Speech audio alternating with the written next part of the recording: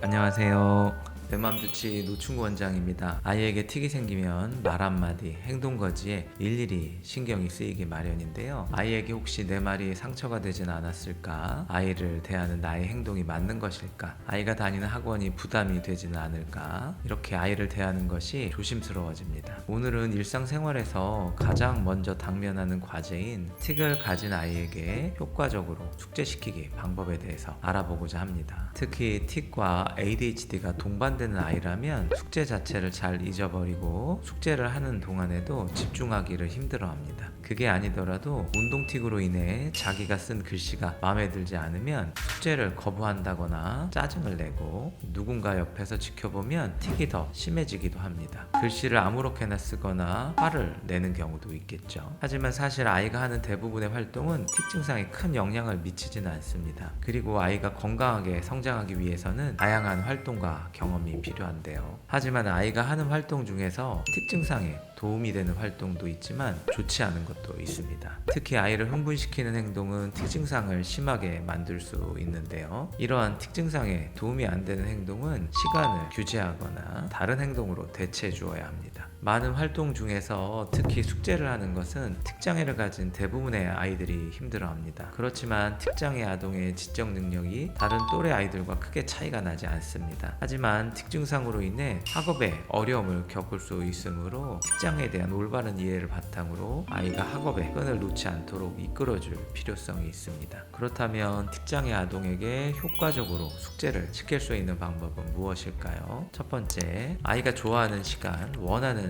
시간에 숙제를 할 수 있도록 해주세요. 아이마다 좋아하거나 원하는 시간은 다를 수 있습니다. 어떤 아이는 학교를 마치고 집에 오자마자 빨리 숙제를 해치워버리는 것을 좋아하는 반면 어떤 아이는 다른 활동을 한 후에 하는 것을 선호할 수 있습니다. 그러므로 아이와 의논해 보고 아이가 원하는 시간대에 숙제를 할 수 있도록 하는 것이 좋습니다. 또한 틱을 가진 아이는 생각보다 많은 숙제 시간을 주어야 합니다. 보기에 간단해 보여도 아이는 많은 노력을 기울여야 할 수 있습니다. 둘째, 숙제를 할 때는 아이의 집중이 흐트러지지 않을 만한 조건을 갖춰주세요. 너무 시끄러운 장소는 피해야 하는데요. 주변에 물건이 너무 많은 것은 좋지 않습니다. 그러므로 아이가 공부를 하는 공간은 항상 깔끔하게 정돈을 해두는 것이 도움이 됩니다. 책상과 의자 그리고 숙제에 필요한 도구들만 갖추고 있는 장소에서 숙제를 하는 것이 집중에 도움이 됩니다. 가급적이면 공부하는 장소를 따로 마련해 주는 것이 좋습니다. 셋째, 계획을 세워서 아이가 숙제를 언제까지 마칠 것인지를 정하세요. 너무 많은 양을 하게 하기보다는 아이가 충분히 여유 있게 할 수 있는 양으로 정해야 합니다. 틱장애를 가진 아이라면 다른 아이들보다 글 쓰는 것이 힘들 수도 있기 때문에 충분한 시간을 두고 숙제를 하게끔 해주는 것이 좋습니다. 넷째, 숙제를 한 후에는 부모님이 반드시 검사를 해주세요. 숙제 검사가 모두 끝난 후 격려와 칭찬을 해주는 것이 동기부여에 도움이 됩니다. 검사를 하는 사람이 있다는 것만으로도 아이가 더 열심히 공부를 하게 될 수 있습니다. 보는 사람이 없으면 아무래도 대충 할 수 있게 되기 때문인데요. 하지만 여기서 주의해야 할 것은 숙제를 잘하지 못했다고 혼내거나 나무라서는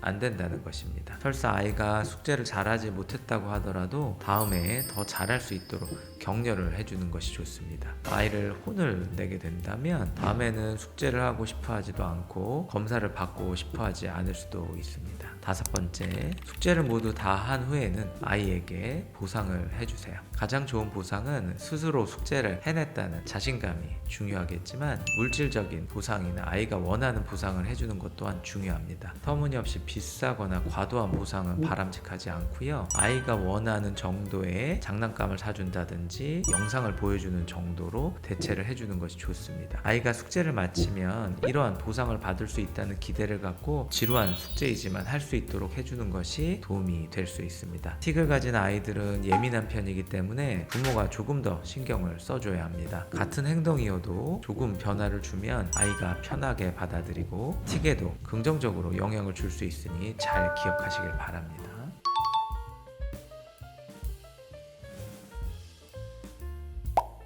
지금까지 뇌맘주치 노충구 원장이었습니다. 우리 뇌맘이들을 위한 좋은 정보들 만들어 가겠습니다. 구독과 좋아요 부탁드리겠습니다. 감사합니다.